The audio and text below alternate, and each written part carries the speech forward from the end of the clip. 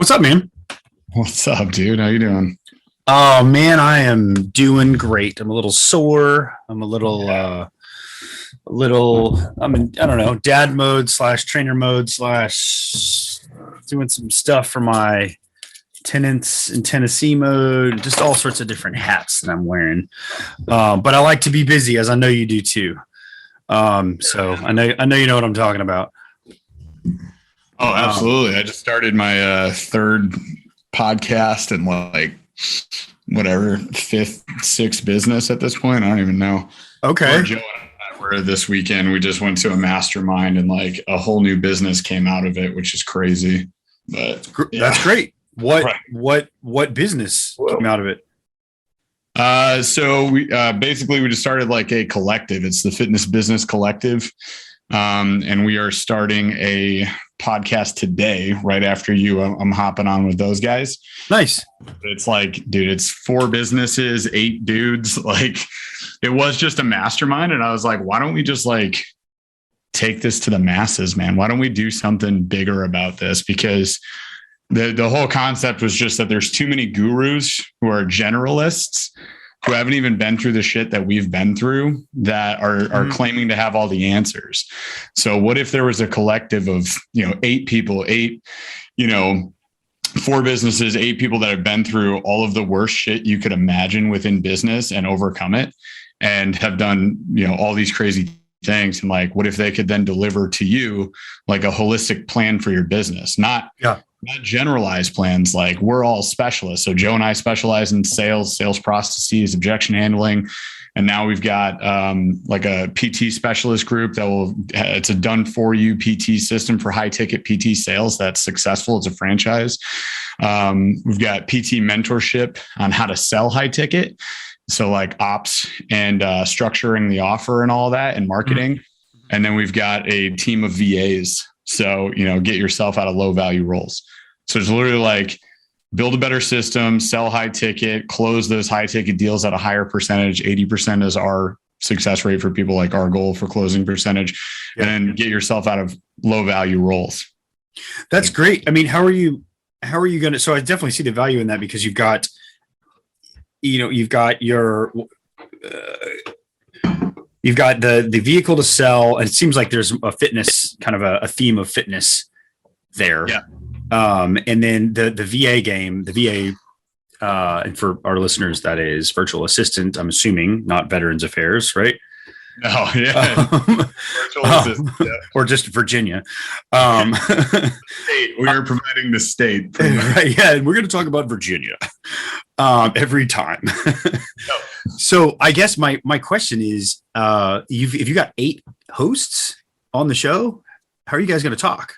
How does that work? So 3 hosts, the main 3 guys who already run podcasts. So it's myself, a guy named Scott Carpenter of PT Legends, and another Scott Richardson, who is the guy that runs VAs for gyms. So those virtual assistants company. Okay. So his company. Okay, I got it. Does he have any experience with running VAs for people who are entrepreneurial and don't know how to focus and know that they shouldn't be doing $10 an hour jobs and need to focus on $300 an hour jobs? Yeah, that would be his literal criteria for who is a good fit for his business. Interesting. How fortuitous that we speak today. So let me back up. It's been a minute since, I don't really do full on intros to the show. I really think it's more organic to just be like, what's up, man? How are you? Especially since we know each other. Yep. But basically, this is the intro.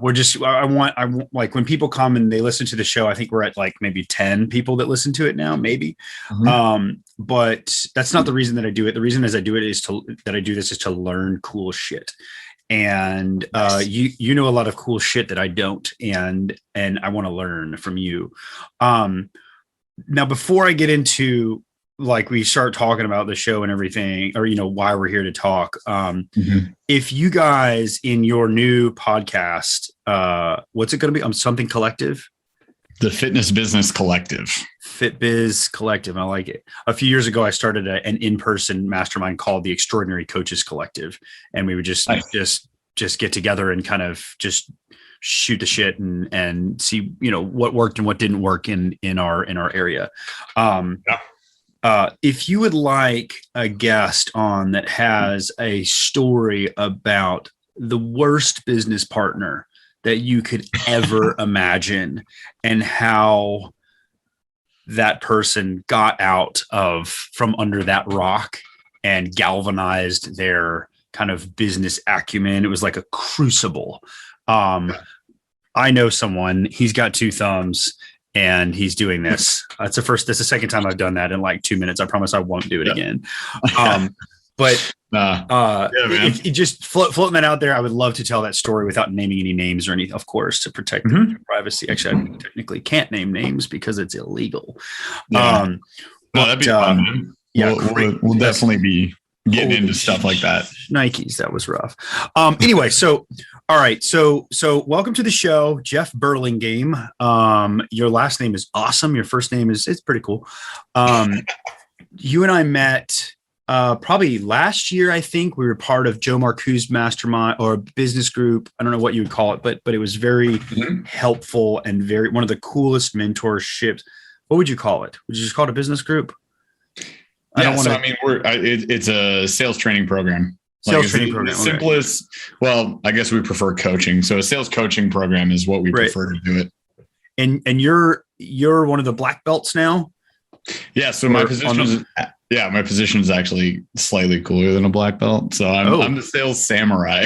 Whoa. All right. Yeah. That's cool. So Joe, hierarchy-wise, technically, Joe is the sales sensei, otherwise known as the creator, the founder of the SOS DoJo, the sales objection system. And I would be step below him. I'm his right-hand guy, the sales samurai.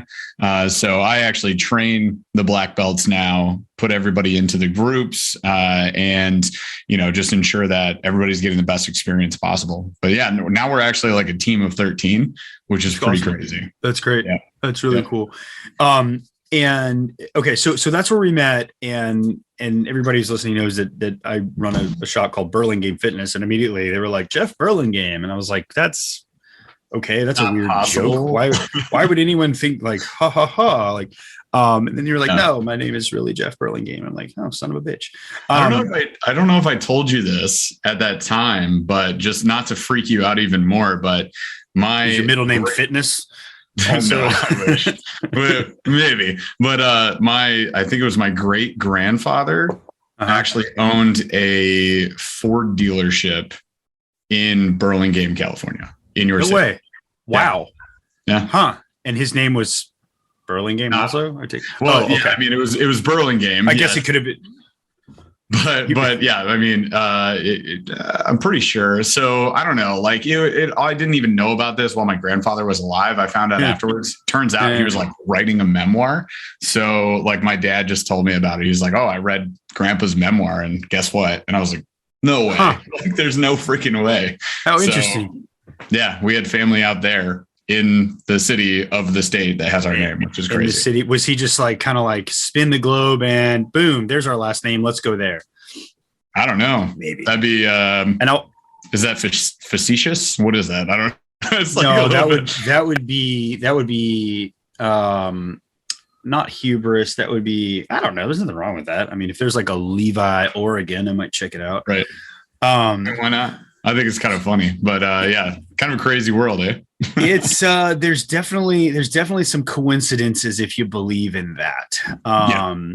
And I got no rollover into what I'm going to next. So I'll just say that Jeff Burlingame, you're an interesting guy. We kind of parallel on some things.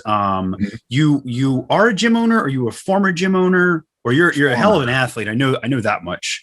At least. Well, thank you. I'm a former gym owner. So I owned a gym that has now been renamed to Friction Grand Rapids. We used to be Friction CrossFit until we de-affiliated.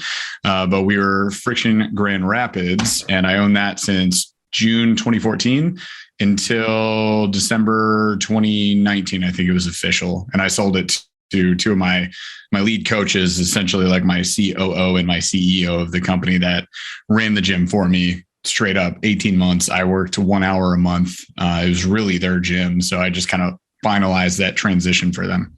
How did you value your gym? Like How does that work? Well, valuation of any business is next to impossible because there's always the emotional value, which is actually valueless. So how you value your gym doesn't matter at all. So what I did is I went to a third party, actually some really cool folks over at a company called Rig Equipment, Clayton and Chelsea. And they have a whole system for it. And they basically look at like your last 3 years, your accounts receivables, like revenue generation, profitability, blah, blah, blah. And they even like go as far as to value the equipment that you have. So like a jerk when it comes to, buying or taking ownership of a business would say, I'll pay for your equipment and I'll pay pennies on the dollar. Right. And I say a jerk is probably like a smart business move, but it just sucks when you're the owner selling. Yeah. And then a savvy business move as an owner selling would be to get a valuation that's like, uses a proven system. You can show the math on it and you can like basically tell this person if they take ownership, they'll be making X amount of dollars per month going forward. So it's turnkey at that point. So that's what I did. And we valued it out and I was happy with the number and the guys made it work and they ended up getting a loan through the same company, which is, nice that you can just get it valued, get it, loaned out to that person. And I didn't have to do seller financing, which is the worst idea any person can ever have. What is I can tell you guys right now, never do seller financing. What is seller financing? I never even heard of that. It would mean that I would tell the guys like, hey, you can pay me X amount of dollars a month and I finance through me. So I could apply, some sort of interest to that and say like, instead of $100,000, you're going to owe me $150K and we're going to make it this much per month for 36, 64 months, whatever. Right. It's a terrible idea. Why? Because they could default on it anytime. And, I never like to believe the worst in people, but I also never give them the opportunity to like, let me down. So, I wouldn't want That's a sticky trap to fall into. Yeah. You don't want to put somebody in that position. And it's not that they would do it maliciously either. It's just that you don't want to put that on someone. Right. Yeah. So I'd rather have it on a third party. I get my cash. I'm out. No hard feelings. We keep good, strong relationships. I'm still friends with the guys. Like that's the way I wanted it. Just a nice finish to the gym ownership life. So yeah. So I'm long story short, ex-gym owner. Do you still work out there? I moved 2 hours away. Got it. Not immediately, but within about 7 months, I moved 2 hours away to the house I'm in right now. Yeah, that's right. I remember when you were moving into that place. Yeah, I live in the country now. I moved from the city, technically the outskirts of the city of Grand Rapids, to a literal country town called Jerome, Michigan. And I have woods all around me. And now I have 2 bunny rabbits we just picked up for my daughters. All right. Watch out for those foxes, man. They're not going outside. Okay. All right. Inside bunnies only. And also there's all sorts of bad things if you leave your bunnies outside. No offense if you do, but it is a little bit more dangerous than if they're inside. Obviously, they are prey animals. Yes, so they are. We keep them. And I think every outdoor bunny keeper that listens to this show, you just heavily offended. So you might want to hop on Twitter and apologize. They can at me on Twitter. It's fine. So you moved out to the country, and are you able to? Just kind of unpacking some of the hats that you wear, I don't know, whatever. So former gym owner, you were working at a company. Are you still at Two Brain? No. Or is okay. So I just want to kind of just kind of pinpoint all the shit that you do real fast. So the gist of it. Yeah. Because I thought, honestly, I wanted to talk about fishing today because I don't get it, and I know you love fishing, and I'm totally down for that. I know you are, but there's so much to talk about with you that I want to make sure that people know that they're talking to like when people are like, oh, I'm a Renaissance man. Usually, they're not. They just maybe do 3 things and have a hobby. But Jeff Burlingame, you really are a bit of a Renaissance man in all that you do and all that you know. So former gym owner, alpha athlete, father of two, right? Yep. Correct. 2 girls. Husband to probably just one. And you were you said you have 6 businesses that you're starting now, or you just started your 6th, something like that? I mean, ish. I basically have a ton of LLCs. So Yeah. essentially, like the Cliff Notes of this is that, I no longer have the gym. I'm no longer specifically a gym mentor, which is what the role that I had at Two Brain Business. Had a great career with them for 6 years. It was awesome. And decided to part ways to specialize in sales. So now I'm the sales samurai with Joe Marcoux over at the SOS DoJo. I run a YouTube channel, Instagram, Facebook, TikTok, all that, called Burly Fishing, Burly Fishing. And I've been doing that for 2.5 years. I've got a lot of business partners over there. And I partnered up with one of my best friends of all time that I met in rugby, actually, when I was playing rugby in college. So he and I run that channel and all of its associated, social media extensions. And then the Fitness Business Collective, or we'll just call it the FBC on the show because it's the easiest way to say it. But the FBC, which was just born in West Palm Beach, Florida this past weekend when I was at a mastermind. So that's like essentially the scope of it right now. And there's probably some things that I'm forgetting about that are more like, just side biz stuff that I don't really care about that much. Yeah. That's awesome. Were you also a right lock on whatever rugby team you played for? Yeah, so I was a loose forward, and I also played second row, which was like my least favorite position ever. And then I played 8-man a little bit. Yeah. Got it. It's the worst position. And they just give you that position by default if you're tall. Like, it doesn't even matter if you can do it. Like, oh, you're tall and strong enough to like hold up these props, and like that is your job now. There you go. I would also have to do all the line outs. I would get lifted up for lineouts, have to go catch the ball and stuff. His ribs hurt after that. Yeah, when you get every single time you come down. Yeah, I mean, so I found a way to get out of the position of just crash test dummy. Right. Loose forward was way more fun. I got to do the hitting. So I mean, that was my play. Absolutely. Yeah, I played for a year in college. My last year of college, I started hanging out with some Rutgers, and I was like, "This is what you guys do. This seems great." And they're like, "Yeah, you should come play." And I played for the last year of college. Yeah. And they were like, "Well, you can just put your head in between these guys' asses and push." And I'm like, "Great, I'll do that." And one try to my name for the one season that I played. I was pretty happy about that. I think I had 2 or 3 for 3 years. So we'll just say average one a season, right? That's average one a season. This is my first season. They're just like, run that way and don't stop. I'm like, all right, I got that. And where'd you play? So I played at Michigan State University. Got it. College of Charleston. We would not have met up. Yep. Would not have met up. Not even close. All right. So all right, man. So you do a lot of stuff. There's a lot of things. There's a lot of things, but that's cool. Yeah. I respect that. And I think that it's really cool that you can be a successful businessman, manifest so many opportunities for yourself, and still, not only provide, but like thrive, like provide the element that creates a thriving life for your family, for yourself and your family. I think that's really impressive to be able to move out to the sticks. And I mean, no, I'm from Tennessee, so like my parents live out in the country also. And I like it. I love being able to see the stars. I like that it's quiet. I like that I can just kind of yell at the top of my lungs if I want to.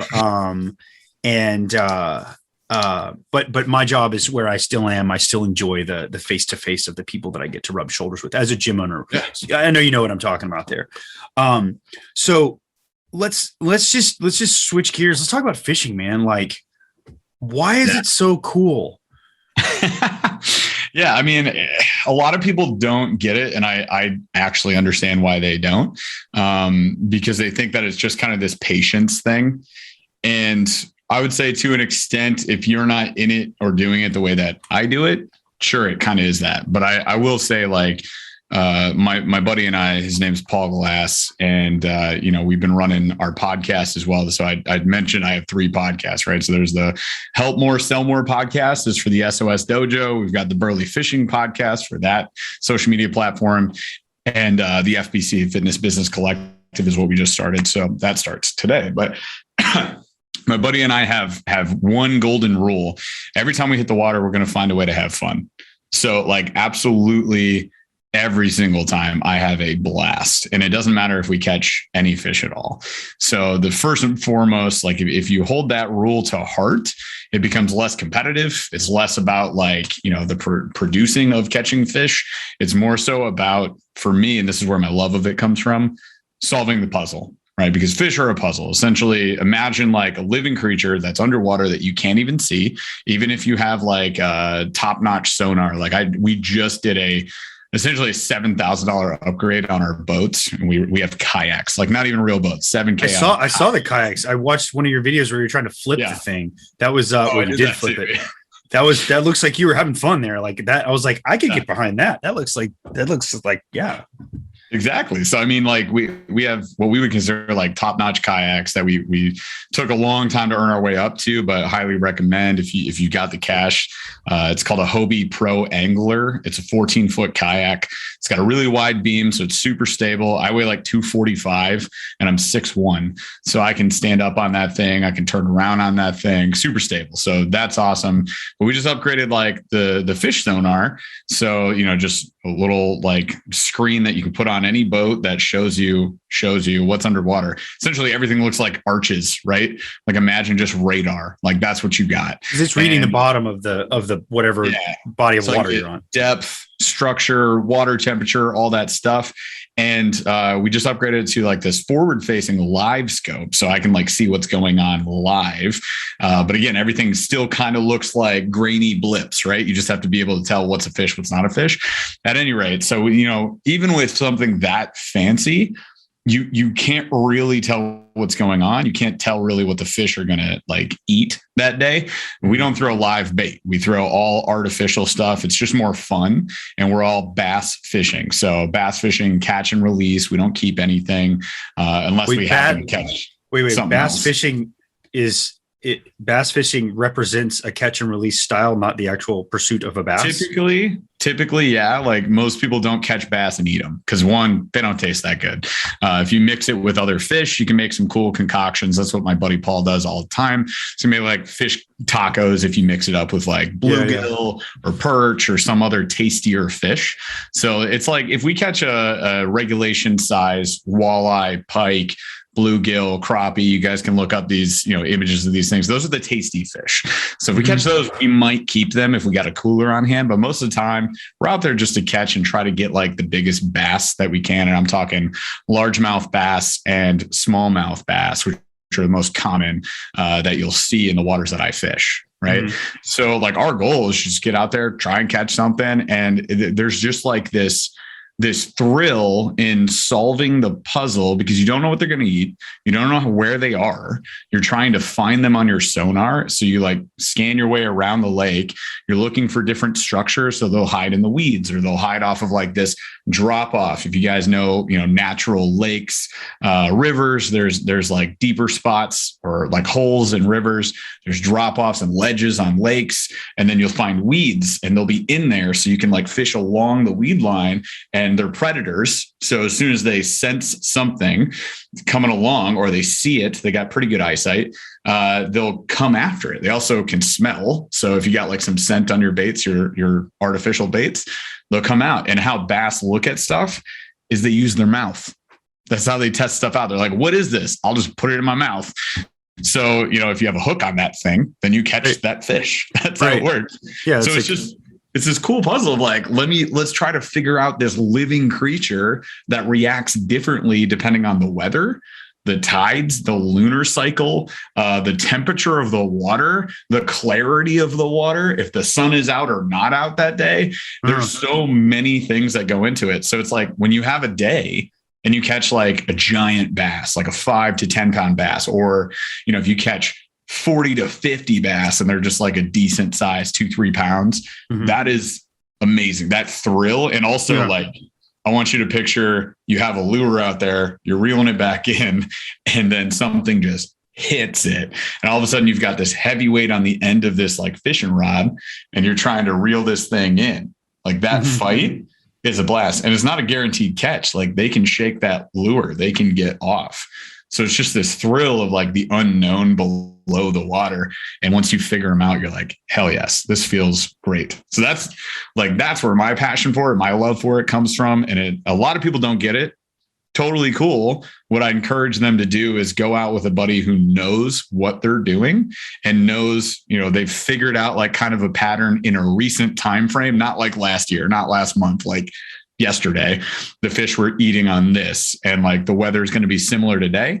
If I can take you to like a lucky fishing hole and I can put you on fish, then you can feel what that's like. And then you can make up your own mind where you want to go. And like, that's how my buddy Paul got me into it, because I was kind of a late bloomer with fishing. It took me until I was like 25 to really get back into it and get into it as much as I am now. Like this is a little bit of my stuff. There's like 25 rods to my side here. Like there's a bunch there. All the other stuff that I'm fishing's upstairs. There's a whole bunch of fishing reels. Are those reels in the boxes there? Yeah, these pictures are like my dad and my grandfather catching pike together. The glare is terrible, but that's a picture of my grandma winning a lake trout derby. Oh, wow. So she won like $300 way back in. When was that? There's a date on it. Hang on. It's 1988, the year of my birth. $300 in 1988. That is like tuition for a great school. Not some sort. Bad. Right. That's awesome. Okay. So you come from a family of fishermen. Oh yeah. That's see, that's kind of one of the reasons I wanted to talk to you. I come from a family of fishermen too. And my grandfather grew up, he's like, here's your first fly rod when I'm like 10. And I'm like, okay. I don't want this. It was nice enough. It was a Cabela's rod. And I actually sold it when I moved out to California because I needed $50. But I took to hunting more, like stalking. I mean, it's kind of the same thing. Granted, there, you're not underwater, above water. Yeah, above water fishing. I enjoy the stalking of it and trying to be in the mind of the animal. And granted, it was a lot of birds, a few cloven animals, but. Anyway, okay, that's a really interesting way to put it, is solving the puzzle. That's not something I'd ever really considered that angle of, and it does make it more exciting. Now, when you're in a new spot, if it's just you and you're like, I'm going to drive my truck down this road and, oh, look, there's a body of water and you're like kind of shore fishing. Like, how do you know? You just kind of just figure it out every time that you cast? Like, well, it's deeper there. It's these fish suck here, or it's. Yeah. I mean, so let's say like the most accessible way for somebody to get into fishing would be bank fishing is what we call it. Like, so you're shore fishing if you're on the ocean or whatever. But yeah, like if you want to get into it, hands down, best advice I can give you is like download an app and use like Google Earth to try to find those bodies of water. Aquatic charts are available, so you can look at lake and river topography. So I can just go on Google and I can say like, water charts for X lake once I know the name of it. And then you can figure out the depths. So like once you know that, then you're in a pretty good spot. And then if I'm fishing from the bank, the next thing I look for is cover. So the next best investment you can make is polarized. Cover for yourself or cover for the fish? Cover for the fish, like where they're hanging out. So the next best investment would be polarized sunglasses, because then you can see cuts through the glare. You can see into the water exactly, and you can see what's actually going on for the most part, unless the water is really dirty. So from there, I would say bring at least 2 fishing rods, like one that's built for heavier stuff, one that's built for lighter stuff. So I'll bring like a spinning rod setup and a bait casting setup. They're going to look kind of like this.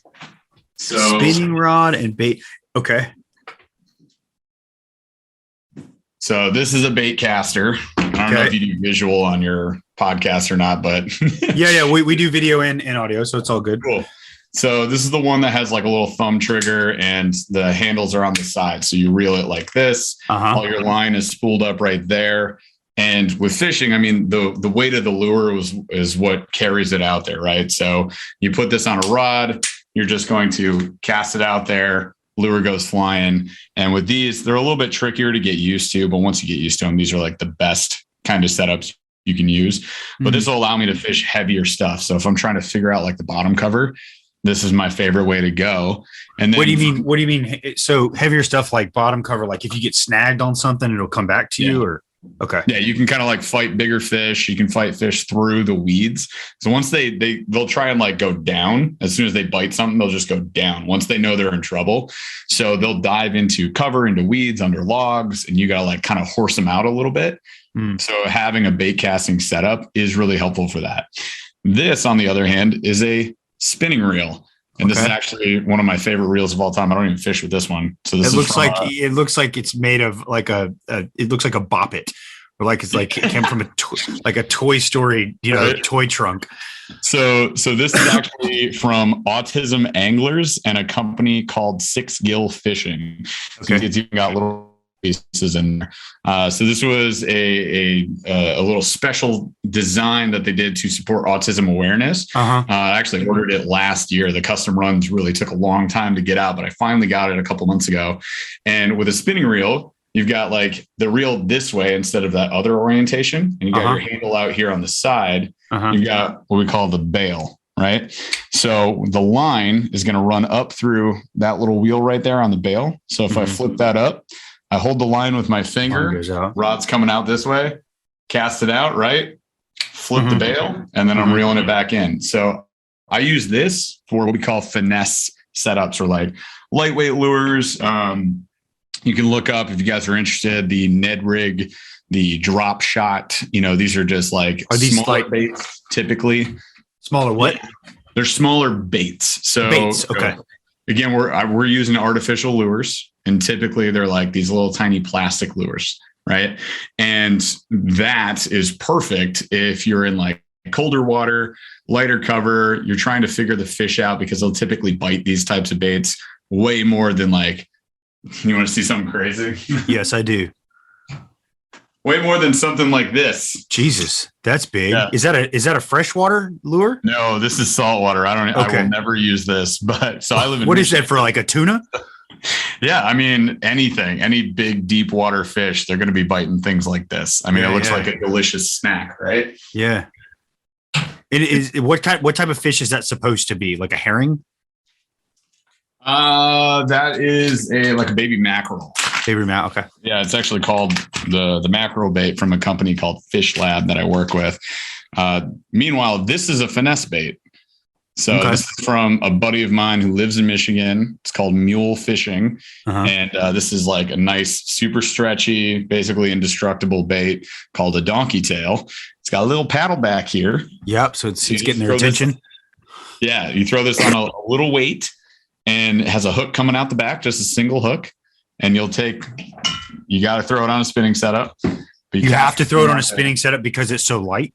It's so light. It would be really hard to cast on something bigger and bulkier like this. So I typically throw heavier stuff on that bait caster setup. But yeah, this thing will catch so many fish. Is unbelievable. I mean, this lure right here, this specific one, has probably caught about, 30 fish, and I just keep fishing it. I mean, it's fantastic. So when you say you put a weight on the end of it, are those the little like kind of not shot put, but like little ball bearing lead things that? I don't know what I'm talking probably, about. You kind of crunch them in half on the line. So let me see if I got any with me. Of course I don't. Here, we'll just use this. So you can put a weight on it. I'll just show you a different option here. So this is a tiny little hook that I would use for what I call drop shots, right? So if I take that plastic and we rig it up to this, you can literally just kind of hook it through the nose. What did you hang off like that, right? Okay. So this little hook, it's called a drop shot hook. Your line actually goes through that little hook eye right there. Yep. And then you'll attach one of those where you're talking about like a little lead weight down here. So what happens is like on below the casting portion of the line, huh? Yeah. So when this is out in the water, it just sits there like this. And this thing just hangs there all nice and enticing. They don't really pay too much attention to that hook. they'll just see this thing dangling in the water and they'll come up and check it out. Right. Yeah. So that's it. Like that's one method of fishing. I've never heard. I mean, so one of my best friends is he fishes quite a lot.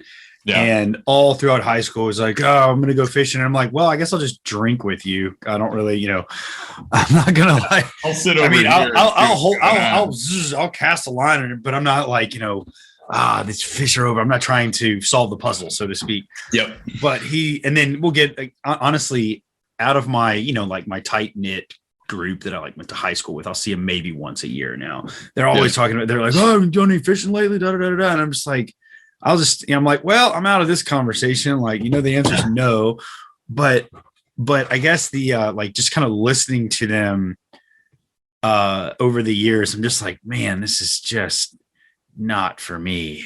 But I'd also never had it. I never had it broken down like solving the puzzle. And I mean, I'm always about the no matter what, have fun. I've always had fun. The Budweiser helps with that.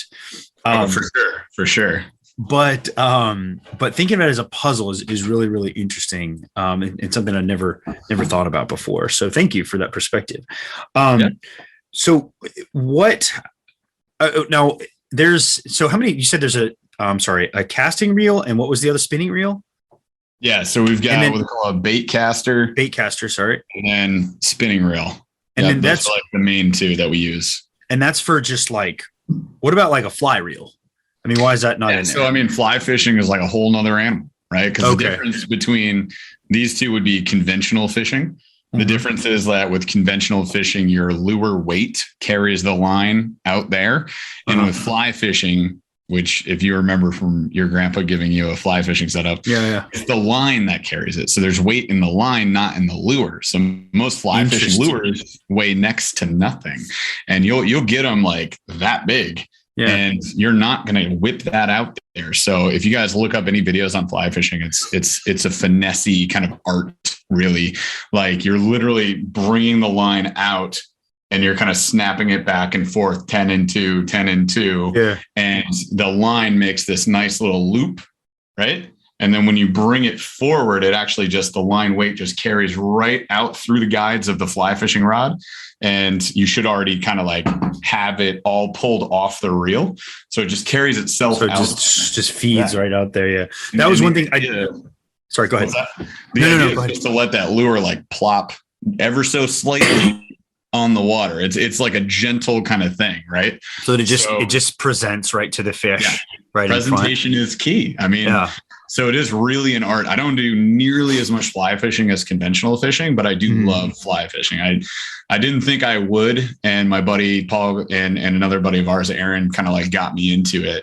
And I love it. I wish I could do it a lot more. I mean, I run a conventional fishing channel. So, I mean, I sneak it in here and there, but it's not like my audience is really hungry for it. I also do ice fishing, but they don't care about that much either. So I just do little bits and pieces of it.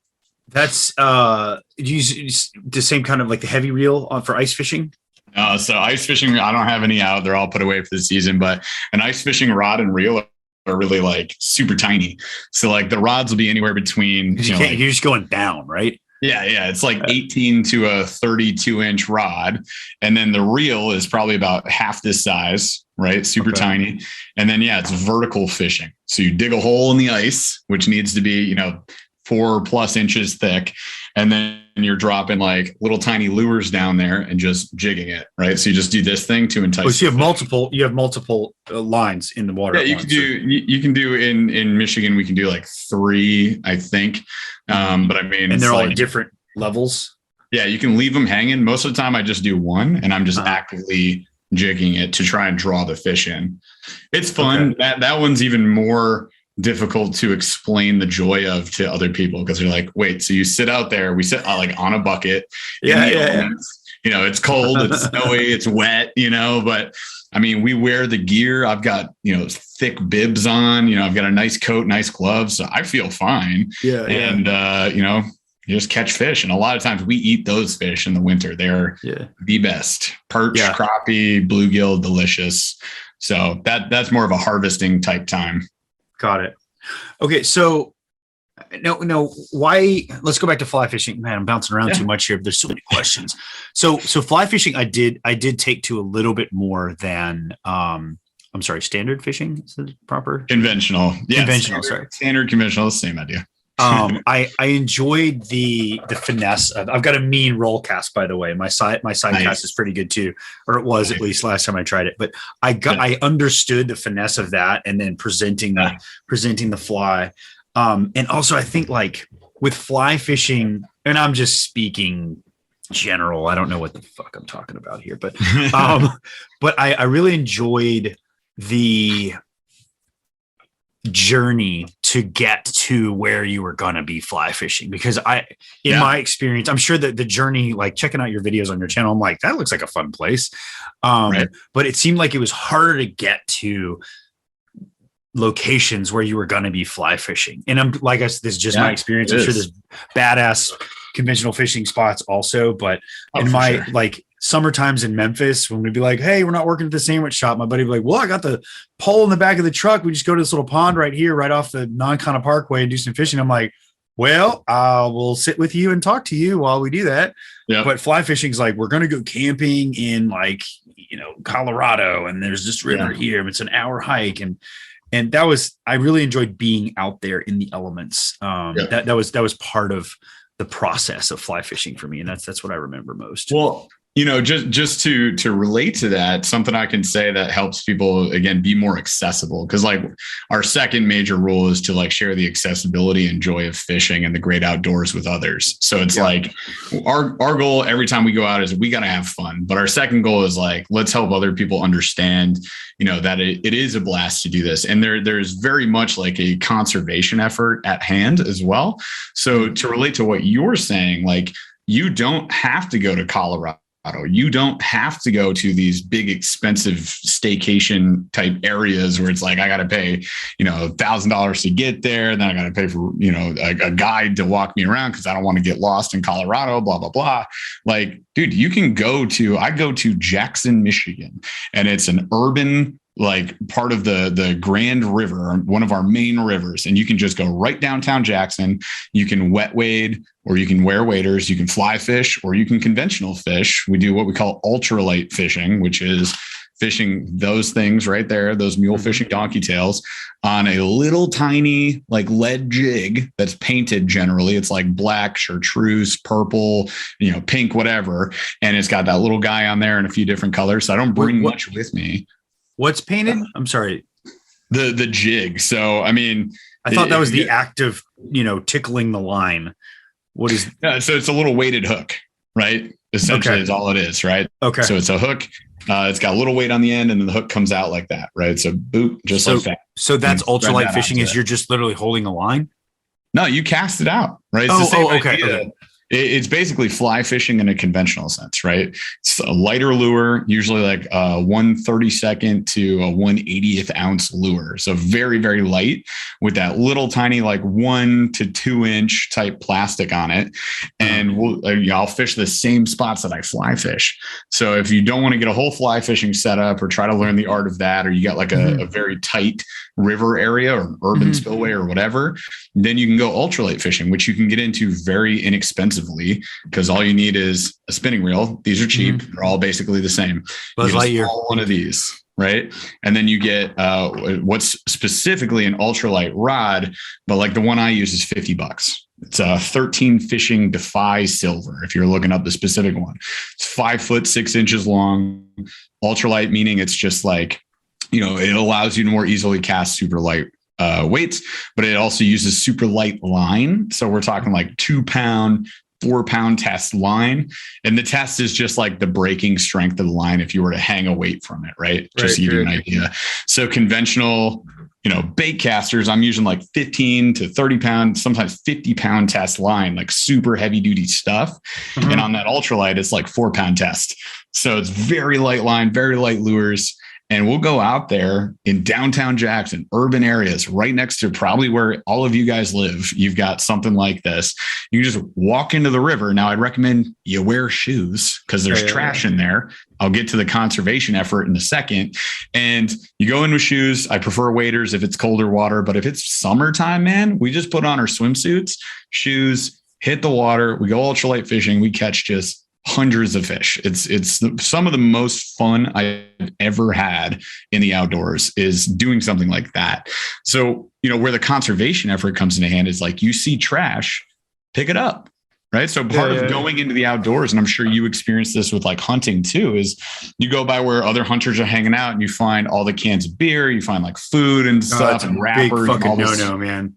Exactly. Well, we don't never drink when we hunt, but yeah, like if you're out in the bush and there's this stuff. Well, it's not even hunters, right? Like it's kids. Yeah, you're right. Yeah. Yeah, I'm not saying hunters did it, but like you go through the outdoors anywhere, you're going to see trash. You drive down the road, you're going to see trash. You go to urban rivers, you see about the most trash you're ever going to see in an outside area ever.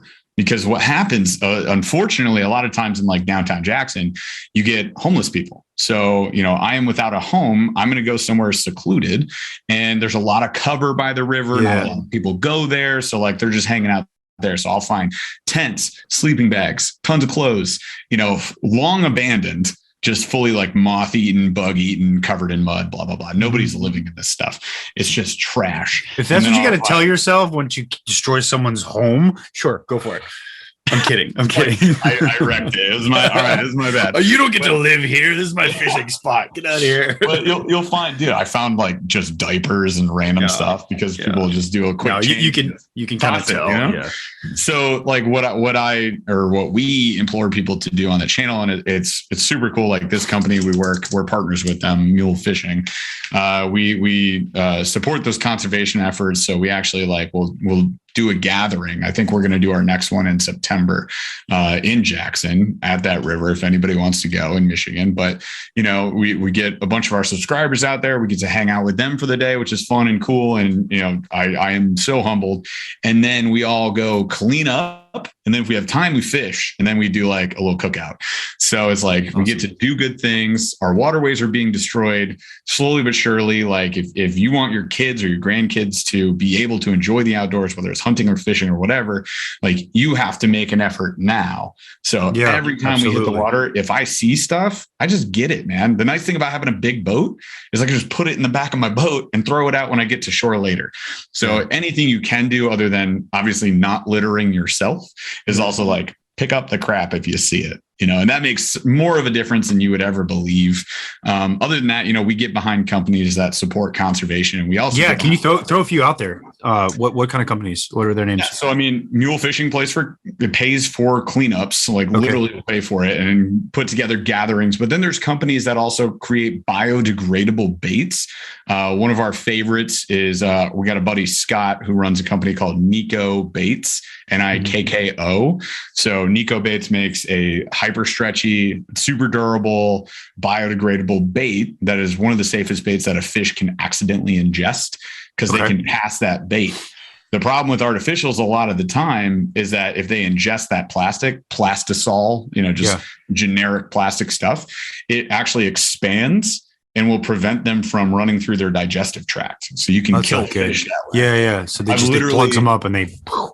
I caught a fish who had a bait sticking out of its, little rectum area. Yeah. Had to remove that, do a little surgery, like that is the whole jig and a worm on it and everything. It was a mess. Oh man. But you'll find that. So, anytime you can use more biodegradable baits, better. There's another company, Bio Baits, that we got to know really well. So yeah, if you guys just look up biodegradable fishing plastics, you'll find a bunch of different brands. Get behind those brands because those brands are doing something good for the environment to keep these fish living, allowing them to grow. Like if I ever want to catch a 10-pound bass, which by the way, you guys, if you don't fish, is gigantic and not something I will probably ever see in Michigan. I'll probably have to travel somewhere else for it. But like if I want to see those in our waterways, like we got to keep the waterways fresh, clean, clear, and keep the fish healthy. So yeah, just learning about this stuff is really cool too. It started out as like, hey, I just want to catch fish. Got into, I want to solve this puzzle, which by the way applies to business really well. It's like one of the ways I kind of noodle out problems with my businesses.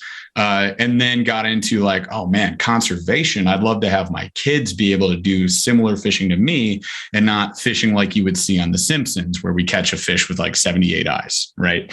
So we want to keep those waters as clean and healthy as we can. Remember that episode? That's now I can't remember the name of that fish. It was three-eyed fish. It was a three-eyed fish. Yeah. Anyway, well, that's really great to hear how passionate you are about all sides of this. It's not just catch fish; it's preserve waterways and the environments that you create for. I'm sorry, that are available for everyone, because clean water we can't really live without. Right. So what I mean, you could basically fish any type of water, body of water that is clean. What do you have a favorite? Favorite type of water? Yeah, favorite type of fishing. Yeah. So, I mean, with kayak fishing, my favorite is the river.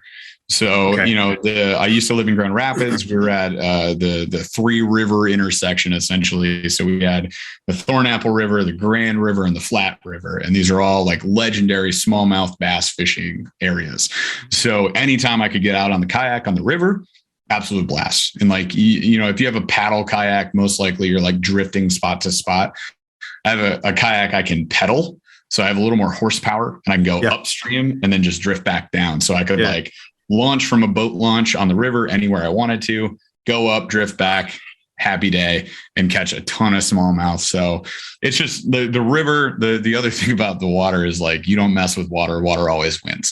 And I've had a few of those scary experiences. And then the one you saw where I flipped my kayak, that was on purpose. But most of the time it's like, you got to understand that water wins. So you need to understand your position in the current in the river. It's a little more challenging, especially if the river waters are high, but just the way you fish a river is totally different from a lake. It's smaller. It's kind of choked out. The fish don't have as many places to go. So you're just looking for that cover, and you can fish around lots of trees, and like the trees will all pile up and the fish tend to like just live all around that. So it's to me like a little more entertaining, a little more exciting. With the lake, you have to like, I got to go to the other end of the lake and then I go to this end of the lake. On the river, I just drift and cast and have a blast. So on the river, so I did a bit of whitewater kayaking earlier in life, and you're down like I'm here, this camera angle, like that's basically me in the river. And whitewater's, I don't know. I mean, with a name like the we don't do Rapids River. Well, no. I mean, with the name, like I guess I'm curious is like, you really have to be you have to be very aware and alert of where you're drifting to. Cause you're probably, are you casting back upstream as you drift or is it a little of both? So, and also it's got to be a hell of a workout to get. It's like, well, I like this spot. I'm going to just paddle either with my feet or with my arms back up. And that's another thing I never considered is like I have a lot of energy I have to get out every single day, unless I'm recovering for something. Like in fishing, I was just always kind of like, well, I want to kind of run around a little bit, but like if you're paddling your boat, it's a workout. Yeah. You will have quads of steel if you start fishing the river a whole bunch. Cause if you pedal or paddle, upstream, it's a workout. It's definitely a great experience outdoors, but great exercise. And what we do is we have a drag anchor. Essentially, it's a bundle of chains that is clipped to our boat and it just drags behind the boat. So you're always facing forward with the current. Right. So I don't turn around and face against the current. I'm just drifting with it and I'll cast to this side. I'll stand up. Like I'll just cast this side, and just mess around that way. So you got something that it's actually slowing you down and orienting you the way that you want to. That's pretty great. Yep. Okay. Yeah. It makes it easy, but it's an absolute blast. And I recommend it to anyone. Just recommend also that you get decent at handling your vessel. If you don't know how to handle the vessel, like don't go out there because you will probably get hurt. what is your, and one more question, and then I'll let you go, because I know you got to get on another show. Oh, you got to host another show. What are your favorite type of fish to fish, and why? Yeah, so it's funny. Like, we have a bass fishing channel. My favorite fish is actually a northern pike. So a northern pike, if you guys are unfamiliar, is like, we call them toothy critters. They are essentially what critters? Like toothy? Toothy. Okay. So they are like a long, almost like a missile shaped fish. If you guys just Google search it, they look scary as heck. They've got like an alligator type mouth.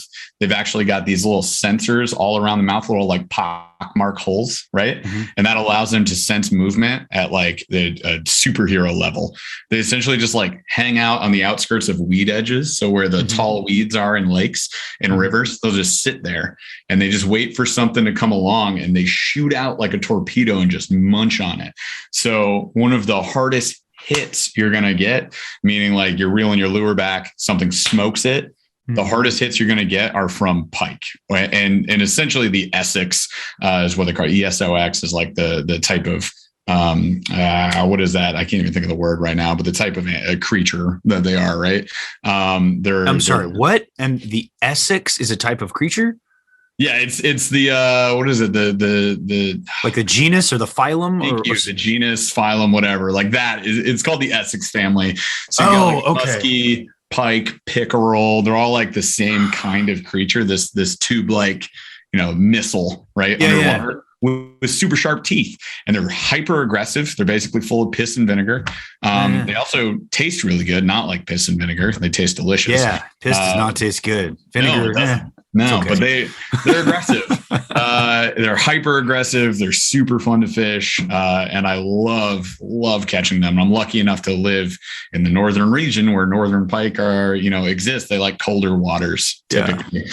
Up in Canada, they get them super huge. One of my dream trips is to go up to like a fly-in spot, like fly-in only in Canada, and fish like pristine, almost untouched waters for massive pike and muskie. That would be my dream. I love bass. Pike takes it any day of the week. No questions asked. Okay. I'm sorry. I lied to you. One more quick question, and then I'll let you. Do you have time? Is that okay? Mm-hmm. Okay. So last question, and this actually comes from one of my clients who is a big fly fisherman. He wanted to know what goes into your mind when you're in a flow state while you're fishing. What goes on? What goes on in your mind? Yeah, I mean, man, it's kind of hard to explain. So for me, like, I'm always asking myself multiple questions. Like if I cast a lure a few times and nothing happens, I'm like, okay, are there fish here? Are they ignoring me? So then I look for signs. I'm looking at my sonar. Do I see anything? If I don't see anything, if I don't have my sonar, I'm on the bank. I have my polarized sunglasses. I'm looking around. Like if I don't see any fish, then I look for bait fish. So like imagine minnows, right? Depending on where you're at in the country and the world, there's all sorts of different bait fish. It's the fish are fishing for eat. So I look for bait fish. If I don't see any of those, I'm like, I need to move on. If I see bait fish or if I see fish and they're ignoring me, then I change things up. So the other things I mentioned earlier, like water temperature, is the sun out or not? Is it an overcast day? Is it raining or not? What's the lunar cycle? What's the barometric pressure? Like all these other things go into it. So it's helpful to have like a fishing calendar. They exist. Tells you when the bite's going to be good or not. So I can look at like, okay, the bite should be good. Not seeing fish, I should move. I am seeing fish and the bite's supposed to be good. It's not what I'm fishing. So change up the lure. So what goes through my mind is like, I guess I'll think of it this way. Where in the water column are they?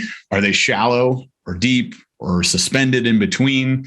Are they looking for something that's moving or not moving? And there's all sorts of in between. So if you guys don't know, like bass fishing lures, there's lures for every specific type of fish.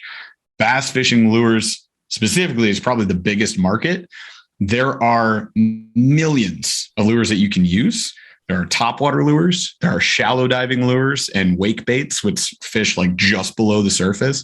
You've got like mid-depth So like 4 to 6 feet, you go to 6 to 8, 8 to 12, 12 to 16, so on and so forth, all the way up to, I have had like massive, they're called crankbaits. They got like this big spoon on the front of them and they just dive down. I've had 25-foot diving crankbaits. You've got those massive saltwater baits I showed you, like those go all the way to the bottom. And then you've got bottom fishing baits. You can also just put a weight on your line and then a hook through a plastic and you've got a bottom fishing bait.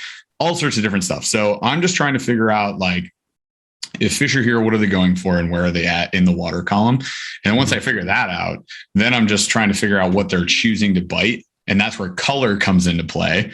So then you choose, like, do I want a more natural color? If the water's clear, I go real natural. I want it to look like a fish they're going to eat, or a crawfish, right? They'll eat bugs, crawfish, and other fish, bait fish like bluegill, crappie, minnows, blah, blah, blah.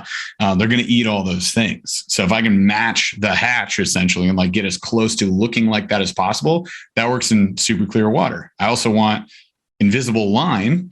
There's also all this fishing line you can see behind me, right? Yeah. So the green stuff is braid. That's very visible. So usually like green, this is the most common color, yellow, whatever. The blue stuff here is fluorocarbon line. That's invisible underwater. And then you've got the orange stuff there is monofilament line, which is stretchy, semi-opaque. So it's a little less visible, or a little less invisible, a little more visible. So, it depends on like how finicky the fish are. If they are line shy, then I want invisible line. And I'm not trying to overcomplicate it here. This is like what's going through my head. No, that makes sense. Yeah, like sometimes it's a lot simpler than even that, but it's like, this is the puzzle that I'm talking about, right? Where are the fish? Are they biting? Are they active? Do I need to slow down? I didn't mention that. Like the speed at which I approach them is something that matters. So I'll try all those things. They call it the kitchen sink technique. That's kind of who I am. Throw everything at it. Yeah. That's how I run businesses too. Let's be real. I'm like, let's try it. Like, I don't care. I'll try stuff anytime. Yeah. So I'll just throw it at a wall, see if it sticks. If it doesn't, I'm very quick to move to the next thing. And you know that it doesn't work also. Yeah, exactly. It's a waste of time to like keep casting the same thing over and over again and getting the same results. It's also the definition of insanity, right? There you go. That's what it is, man. So, what's interesting in your perspective that you shared there, and I'm looking at the logo, the Dojo logo on your shirt. Mm-hmm. It's almost like the yin and the yang exist. The fish is existing to be a fish, to eat and, not get eaten or whatever. And you're existing to be like the fish in order to catch the fish, right? You have to think. Our brains are a little, well, maybe not obviously. We don't know. Maybe fish are way smarter than us. They're probably not. But you're trying to enter the mind of the fish to present it with the perfect opportunity for a meal. Yeah. And because you are not a fish, you have to think about many more variables in order to, get to where he is, whatever gender fish. Anyway, that's pretty interesting. And that was, no wrong answer there, but that was, if I was going to grade it, that would be an A+.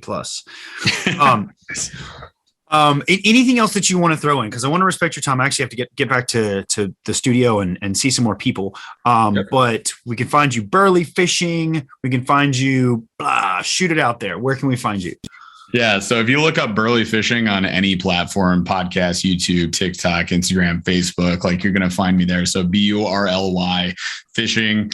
You can look at the Help More, Sell More podcast. That is for the SOS Dojo, or go to sosdojo.com. If you're interested in reaching sales mastery or just closing more deals and you want to increase your revenue in your business, that's what we help you do. And then you can stay tuned for the Fitness Business Collective, or the FBC. Should be a new podcast, new business that we're launching this month. We're also going to be doing a webinar. That'll be July 28th. So if you basically want a ton of amazingly valuable advice for basically no money, the webinar is a very low cost opportunity that we're presenting forward to create some presence for our new brand. Hell yes. Quick question. Do you manage all your socials for Burly Fishing, or do you have someone help you with that? Yeah, I manage pretty much all of it. My buddy does our TikTok. So Paul is the TikTok guy. You'll see only him on there, really. And I do my own Instagram. He has his own Instagram. Then we have the combined Facebook that, basically just gets all the other stuff dumped on it. And then we share the YouTube and the podcast. Okay. Interesting. Okay. Good to know. Yeah. Anyway, we can talk about this after the recording is over. We can talk more about that. Sure. Jeff Burlingame, coolest last name that I've run into all day. Thank you so much for coming on, and I really, really appreciate you sharing your knowledge with us. It's been eye-opening. Thank you. Absolutely, man.